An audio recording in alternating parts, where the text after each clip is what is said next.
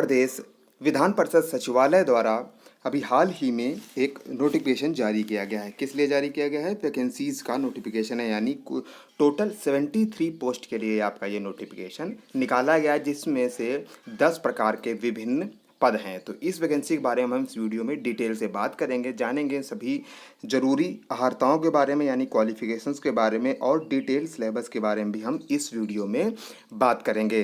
तो चलिए स्टार्ट करते हैं आज का वीडियो। हेलो एवरीवन, मैं हूं अंकित, आप सभी का बहुत बहुत स्वागत है अकेडमी 24x7 के इस यूट्यूब चैनल में। वीडियो देखते समय और आपके मन में कोई सवाल आता है, कोई डाउट आता है, आप कोई चीज़ पूछना चाहते हैं, तो वो भी आप कमेंट बॉक्स में कमेंट करके पूछ सकते हैं। तो यहाँ पर सबसे पहले हम बात करेंगे इंपॉर्टेंट डेट्स के बारे में।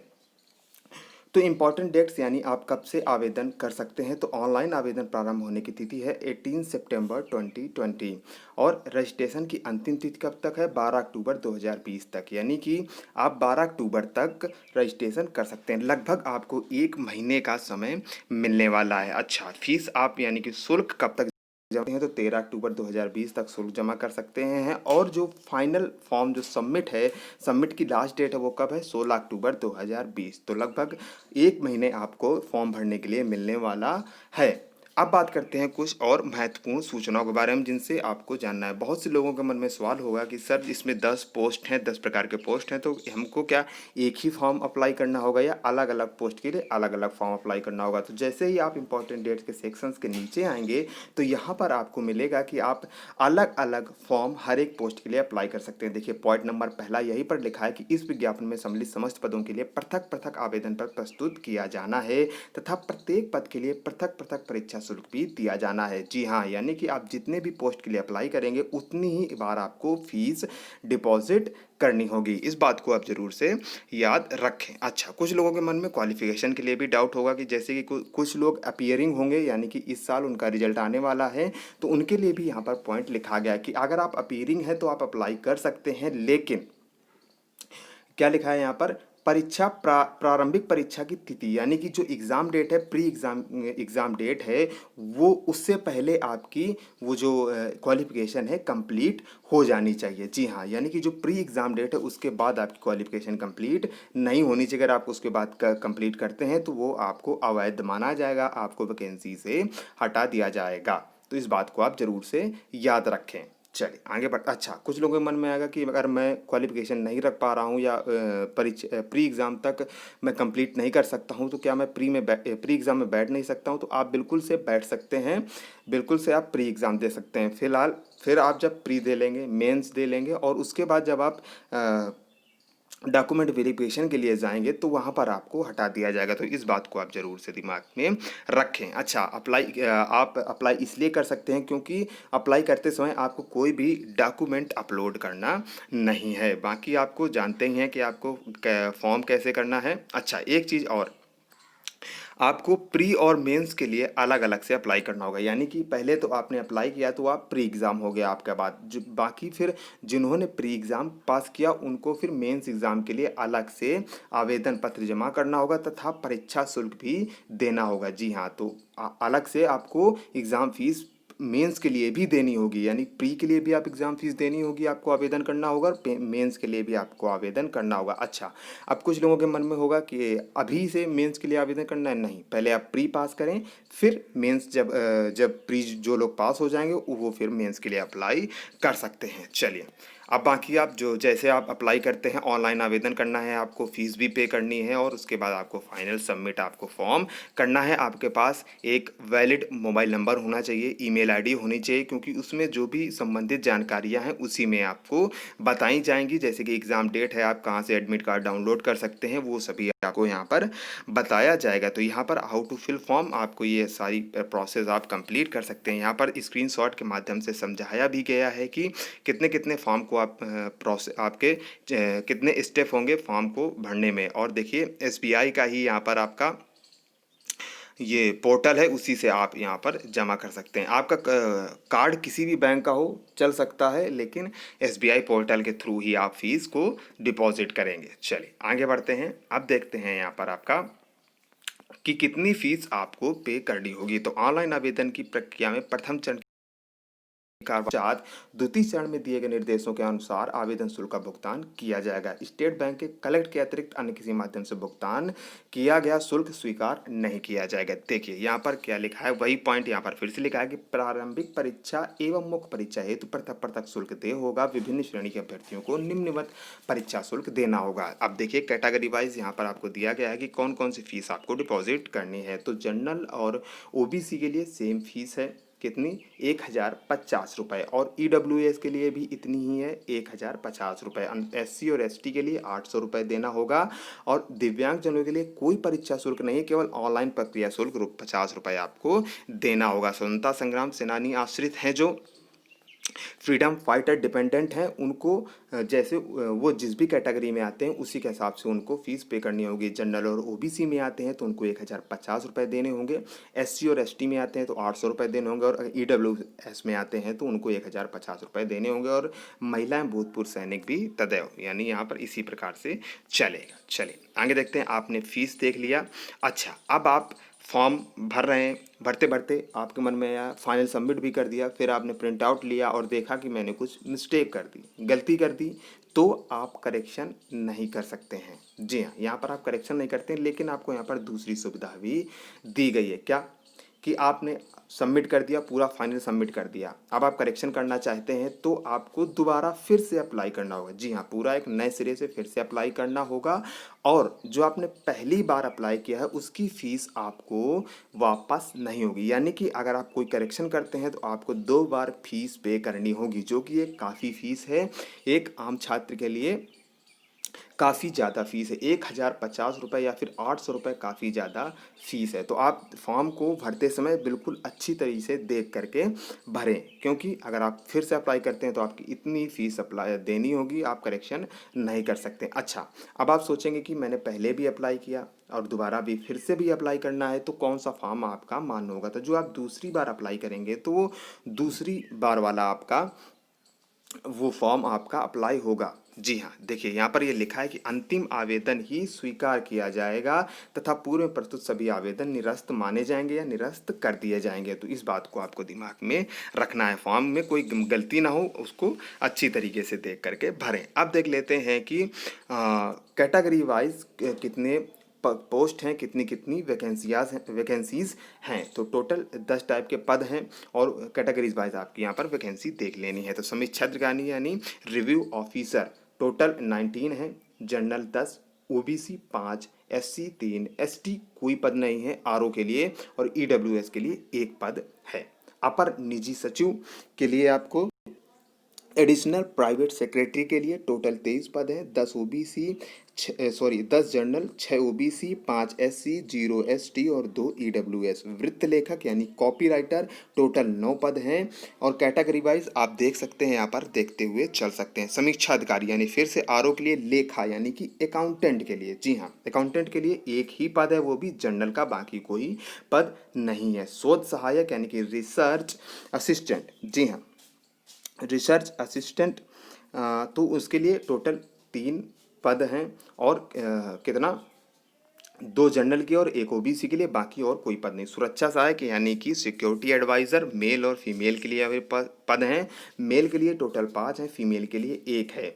तो मेल में केवल जनरल के लिए और फीमेल के लिए भी जनरल में केवल पद है, बाकी किसी कैटेगरी में पद हैं। अच्छा, जो सिक्योरिटी एडवाइज़र है उसमें पुरुष के लिए 1, ईडब्ल्यूएस में 1 पद रखा गया है, बाकी कोई भी कैटेगरी के लिए कोई पद नहीं है। तो इस बात को आप जरूर से ध्यान में रखें। संपादक यानी एडिटर के लिए टोटल 1 वैकेंसी है, वो भी जनरल कैटेगरी में।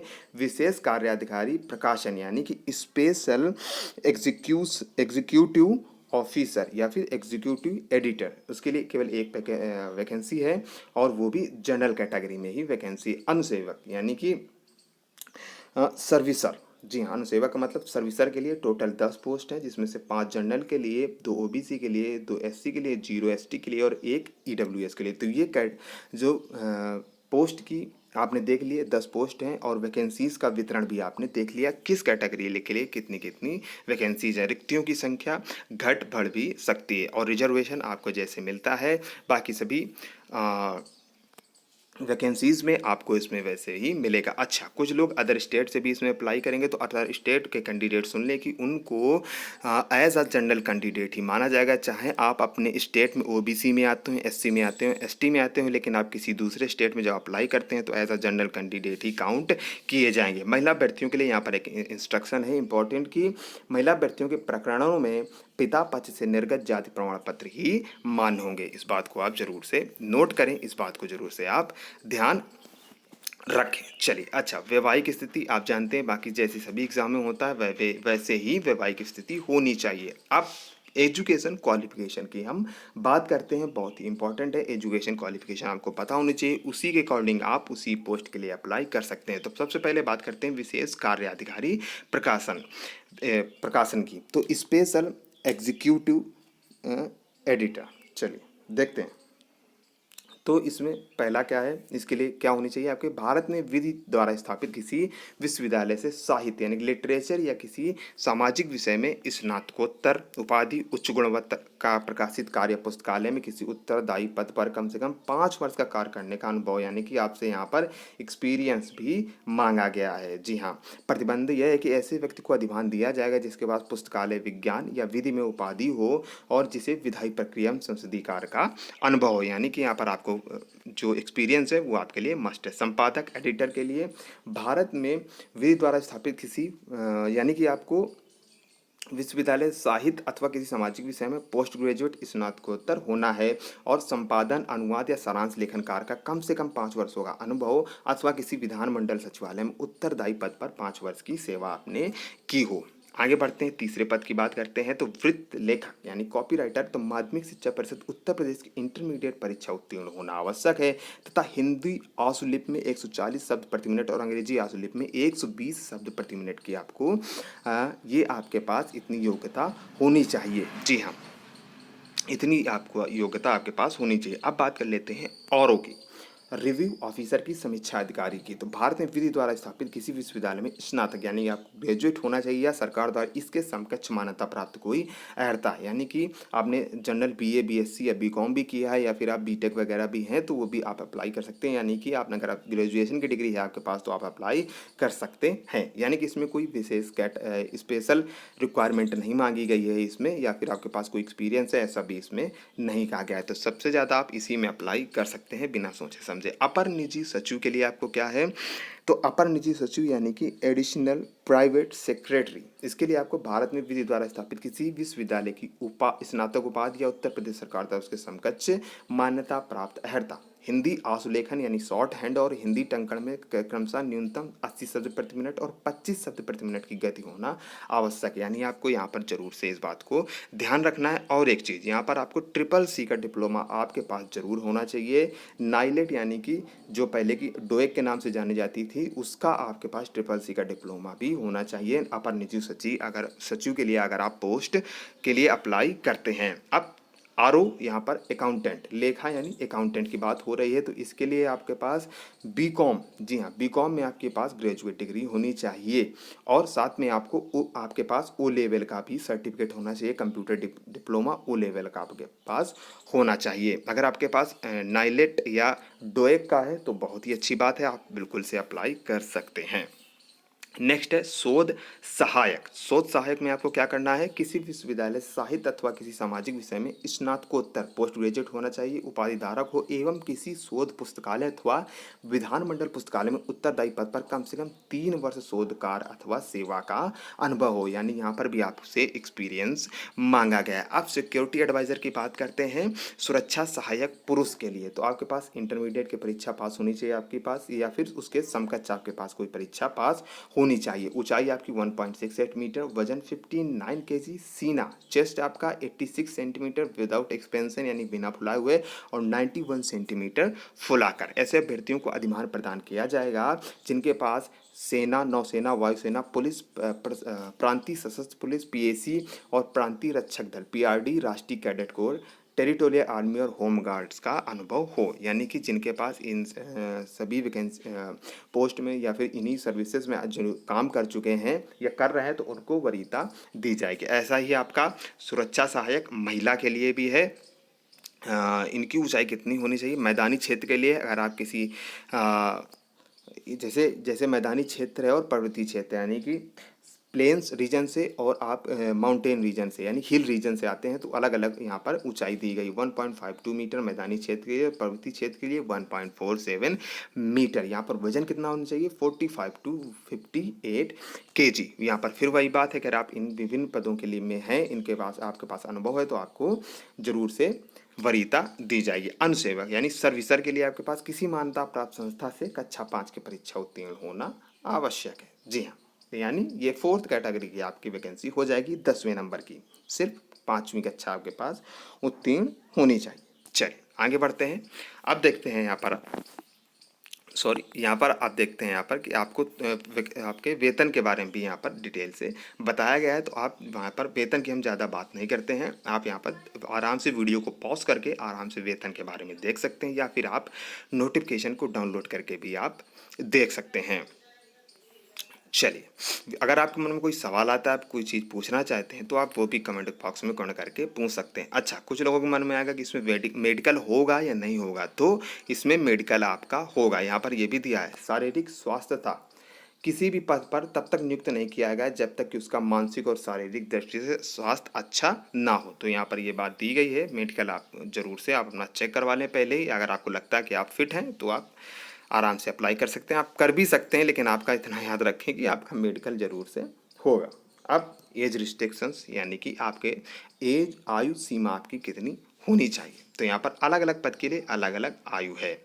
अच्छा, अधिकतम मैक्सिमम आयु सभी के लिए एक ही है, कितनी 40 ईयर्स, सभी के लिए 40 ईयर्स है। न्यूनतम आयु यानी कि जो मिनिमम एज है उसमें अलग अलग दी गई है। कैसे अलग अलग दी गई है, विशेष कार्याधिकारी प्रशासन के लिए 30, संपादक के लिए 21, वृत्त लेखक के लिए 22, समीक्षा अधिकारी 21, अपर निजी सचिव 21, समीक्षा अधिकारी लेखा 21, शोध सहायक 21, सुरक्षा सहायक पुरुष 21, सुरक्षा सहायक महिला 21 और अनुसेवक 18। ये न्यूनतम आयु है और अधिकतम आयु है। अच्छा, एज रिलैक्सेशन भी आपको दिया गया है। जी हाँ, एज रिलैक्सेशन। अच्छा, कुछ लोगों के मन में आएगा कि सर एग्ज़ाम सेंटर कहाँ होने वाला है, तो आप याद रखिए स्टेट गवर्नमेंट की वैकेंसी, तो आपका उत्तर प्रदेश में ही आपका जो है आपकी परीक्षा ये आयोजित की जाएगी। तो अगर आप अदर स्टेट के कैंडिडेट और वीडियो देख रहे हैं और अप्लाई करना चाहते हैं, तो आपको उत्तर प्रदेश ही आपको एग्ज़ाम देने आना होगा। यहाँ पर कैटेगरी वाइज एज रिलैक्सेशन भी दिया गया है, आप अपने हिसाब से इसको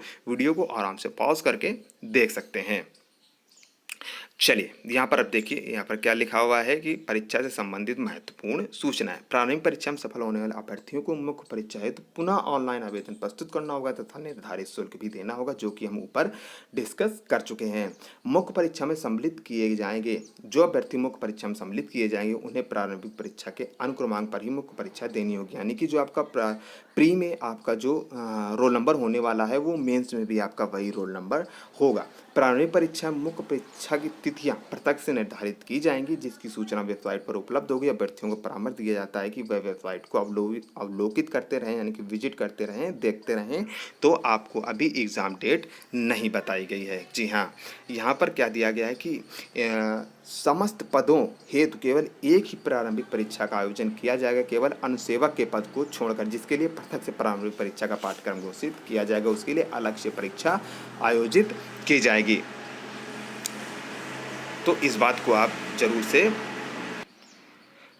आप जरूर से दिमाग में रखें कि जो सभी पद हैं उनके लिए प्री जो एग्ज़ाम होगा वो एक ही होगा, फिर जो आपका मेंस एग्ज़ाम होगा वो अलग अलग कराया जाएगा। ये देखिए, यहाँ पर लिखा है कि प्रत्येक पद के लिए पृथक पृथक मुख्य परीक्षा का आयोजन किया जाएगा, और अनुसेवक के लिए आपका अलग से पाठ्यक्रम जारी किया जाएगा और अलग से उसके लिए परीक्षा आयोजित की जाएगी। तो चलिए अब देखते हैं, यहाँ पर मैंने आपको सभी बता ही दिया कि आपको कैसे अप्लाई करना है, ऑनलाइन आवेदन, आपको ये सभी चीज़ें आपको ध्यान में रखनी है। अच्छा, यहाँ पर कुछ और इम्पॉर्टेंट पॉइंट्स भी दिए गए हैं कि प्रारंभिक परीक्षा में रिक्तियों की संख्या के 13 गुने अभ्यर्थी मुख्य परीक्षा हेतु सफल घोषित किए जाएंगे। यानी कि जितनी भी आपकी वैकेंसी है, यानी कि मान लीजिए 73 टोटल पोस्ट है, तो इसमें आप 13 का मल्टीप्लाई कर दीजिए और इतने अभ्यर्थी आपको बुलाए जाएंगे मेंस एग्ज़ाम के लिए। बाकी फिर उसमें आपको शॉर्ट लिस्टेड किए जाएंगे। OMR आप जब भरेंगे तो सिर्फ काले बॉल पॉइंट पेन का ही प्रयोग करेंगे। चलिए आगे बढ़ते हैं। और देखते हैं कुछ अलग कुछ और चीज़ों की इम्पॉर्टेंट चीज़ों की बात करते हैं। आपको फ़ोटो कैसे अपलोड करनी है। फ़ोटो जैसे ही यहाँ पर दिया गया है आप देख सकते हैं, पहले ऊपर फ़ोटो आपको ले लेनी है, फिर नीचे सिग्नेचर, यानी कि आपको एक ही में ही जुड़ी हुई आपको दोनों चीज़ें एक साथ अपलोड करनी है। यहाँ पर आपको अलग अलग दिए गए हैं डॉक्यूमेंट कैटेगरी वाइज, जाति प्रमाण पत्र वगैरह आपको कैसे बनाना है। वैसे आप सभी लोग जानते हैं कि सभी आपने बनाते भी होंगे कि किस तरह से उसको डिपॉजिट करना है। अब हम आगे बात करेंगे डिटेल्ड सिलेबस के बारे में। जी हाँ, तो यहाँ पर आप बात कर लेते हैं सिलेबस के बारे में। मैंने परीक्षा हेतु सभी का जो सिलेबस है वो बिल्कुल सेम होने वाला है। मेन एग्ज़ाम होगा आपका, जो मेंस एग्ज़ाम होगा उसके लिए अलग अलग होगा। तो प्रारंभिक परीक्षा के लिए वस्तुनिष्ठ प्रकार का एक प्रश्न पत्र होगा। प्रारंभिक परीक्षा के कुल प्राप्तांक 100 होंगे, यानी कि 100 पूर्णांक होगा, 100 टोटल होगा। और प्रारंभिक परीक्षा की तिथि कितनी होगी? 120 मिनट। कौन से आपके सब्जेक्ट पूछे जाएंगे? तो सामान्यतः अध्ययन यानी कि जनरल स्टडीज़ और सामान्य हिंदी, केवल दो ही आपके ये प्रश्न पत्र आने वाले हैं। प्रश्नों की संख्या 50, पूर्णांक 50, सामान्य हिंदी प्रश्नों की संख्या 50 और पूर्णांक 50, यानी कि टोटल 100 क्वेश्चन, 100 नंबर और टाइम 120 मिनट, यानी कि 2 घंटे आपको टाइम मिलने वाला है। आपका जो जीएस है उसमें से आपका क्या क्या पूछा जाएगा? सामान्य विज्ञान, भारत का इतिहास, भारतीय राष्ट्रीय आंदोलन, भारतीय राजतंत्र, अर्थव्यवस्था, संस्कृत, भारतीय कृषि, वाणिज्य, व्यापार, जनसंख्या, पर्यावरण एवं नगरीकरण, विश्व भूगोल, भारत का भूगोल एवं प्राकृतिक संसाधन, अद्यतन राष्ट्रीय तथा अंतर्राष्ट्रीय महत्वपूर्ण घटना यानी कि करंट अफेयर्स और सामान्य बौद्धिक क्षमता। ये तो हो गया आपका जीएस का।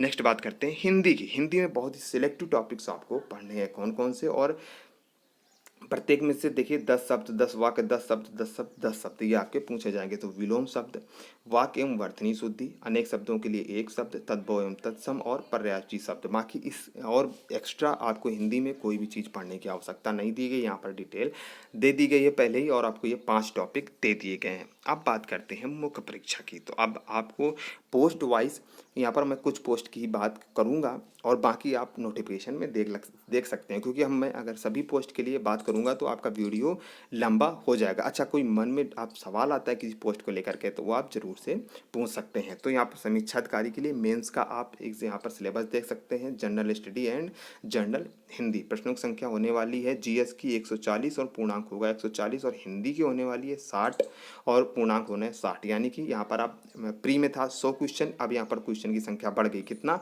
200 क्वेश्चन हो गया और 200 का टोटल हो गया। टाइम आपका 180 मिनट हो गया, यानी कि 3 घंटे, यानी 1 घंटे टाइम आपका बढ़ा दिया गया। वहाँ पर आपका डिटेल सिलेबस भी दिया गया है। अच्छा, प्री और मेंस लगभग एक ही सिलेबस है आपका, थोड़ा थोड़ा बस जैसे कि यूपी स्पेशल इसमें ऐड कर दिया गया है मेंस में, और भारत का संविधान भी यहाँ पर आपको जोड़ दिया गया है। आपका जनसंख्या, पर्यावरण एवं नगरीकरण का भी ये पॉइंट यहाँ पर जोड़ दिया गया है। भारतीय कृषि, वाणिज्य एवं व्यापार, इस तरीके से 3 से 4 टॉपिक आपके बढ़ा दिए गए हैं मेंस के लिए। और हिंदी के लिए भी आपका एक और टॉपिक बढ़ा दिया गया, कौन? विशेषण एवं विशेष्य, यानी कि प्री में 5 टॉपिक थे और इसमें 6 टॉपिक कर दिए गए हैं। तो इन सभी चीज़ों को आपको दिमाग में रखना है और इसी हिसाब से आपकी अपनी तैयारी करनी है। यहाँ पर अपर निजी सचिव के लिए आप देख सकते हैं यहाँ पर कौन कौन सी है। यहाँ पर आपका हिंदी परिज्ञान एवं लेखन योग्यता, यानी कि हिंदी कैसे, जैसे कि मान ली कोई लेटर लिखते हैं, कोई एप्लीकेशन लिखते हैं, तो उसके बारे में आप कैसे उसको लिखेंगे, उसमें क्या क्या पॉइंट्स यूज होते हैं, कौन कौन से शब्दों का ध्यान रखना चाहिए, ग्रामेटिकली क्या एरर हो सकते हैं, इन सभी चीज़ों के बारे में आपसे एग्जाम में पूछा जाएगा। सामान्य ज्ञान,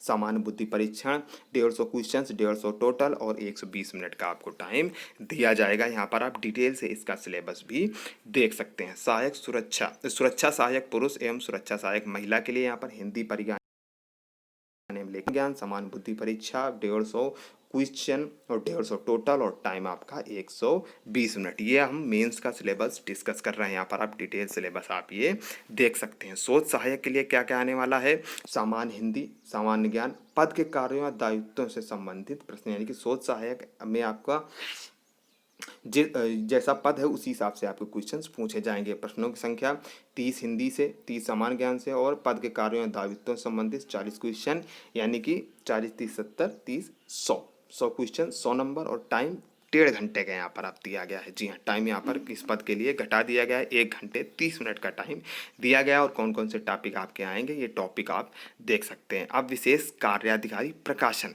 तो यहाँ पर आप देख सकते हैं इसके लिए क्या है? सामान्य अध्ययन, सामान्य हिंदी और पदीय दायित्वों से संबंधित ज्ञान आपको जरूर से होना चाहिए। 150 प्रश्न, 150 टोटल और टाइम है आपका 120 मिनट का यहाँ पर डिटेल सिलेबस भी दिया गया है। इस बात को आप जरूर से ध्यान रखें। और यहाँ पर देख सकते हैं वृत्त लेखक के लिए आपको क्या करना है।